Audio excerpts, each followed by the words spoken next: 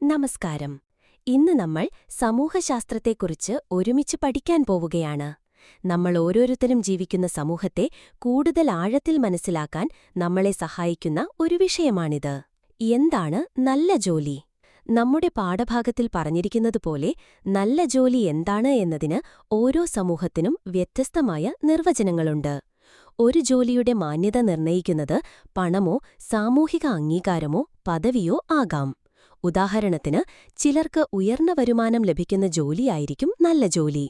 എന്നാൽ മറ്റു ചിലർക്ക് സാമൂഹിക അംഗീകാരവും വ്യക്തിപരമായ സംതൃപ്തിയും ലഭിക്കുന്ന ജോലിയായിരിക്കും നല്ല ജോലി.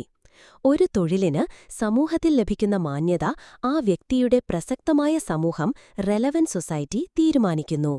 ഈ സമൂഹം ഒരു വ്യക്തിയുടെ അയൽപക്കമോ സമുദായമോ ജാതിയോ വർഗമോ രക്ഷിതാവിന്റെ തൊഴിൽ മേഖലയോ അല്ലെങ്കിൽ ദേശം പോലും ആകാം. നമ്മുടെ പഠന വിഷയങ്ങൾ ആര് തിരഞ്ഞെടുക്കുന്നു? നമ്മൾ എന്ത് പഠിക്കണമെന്നതിനെ സ്വാധീനിക്കുന്നത് നമ്മുടെ വ്യക്തിപരമായ കഴിവുകൾ മാത്രമല്ല.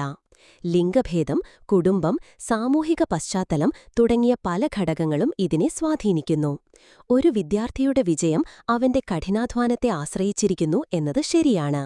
എന്നാൽ ആ പ്രയത്നം എത്രത്തോളം മികച്ചതാണെന്ന് നിർണ്ണയിക്കുന്നത് നിരവധി സാമൂഹിക ഘടകങ്ങളാണ്. സമ്പദ്വ്യവസ്ഥയെ നിർണ്ണയിക്കുന്നത് സർക്കാരുകളുടെ സാമ്പത്തിക രാഷ്ട്രീയ നയങ്ങളാണ്.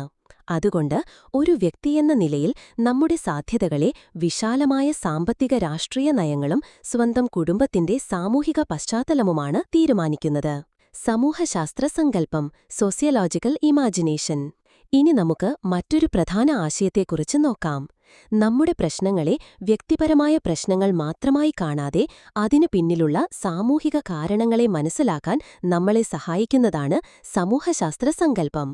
C.W. മിൽസ് എന്ന സമൂഹശാസ്ത്രജ്ഞനാണ് ഈ ആശയം അവതരിപ്പിച്ചത്. പാർപ്പിടമില്ലായ്മ എന്ന പ്രശ്നം ഒരു വ്യക്തിയുടെ മാത്രം പ്രശ്നമല്ല, മറിച്ച് അതൊരു പൊതുപ്രശ്നമാണ്.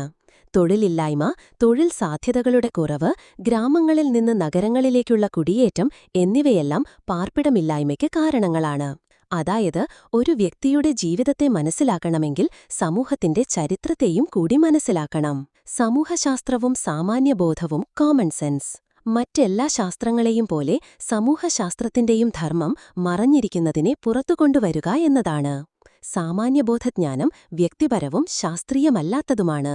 എന്നാൽ സമൂഹശാസ്ത്രം ശാസ്ത്രീയമായ രീതിശാസ്ത്രവും ചിട്ടയായ പഠനരീതികളും ഉപയോഗിക്കുന്നു.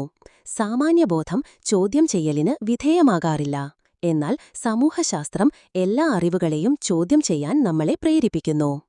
ഈ വിഷയങ്ങൾ കൂടുതൽ ആഴത്തിൽ മനസ്സിലാക്കുന്നതിലൂടെ നമ്മുടെ സമൂഹത്തെയും അതിലെ നമ്മുടെ സ്ഥാനത്തെയും കൂടുതൽ വ്യക്തതയോടെ കാണാൻ നമുക്ക് സാധിക്കും.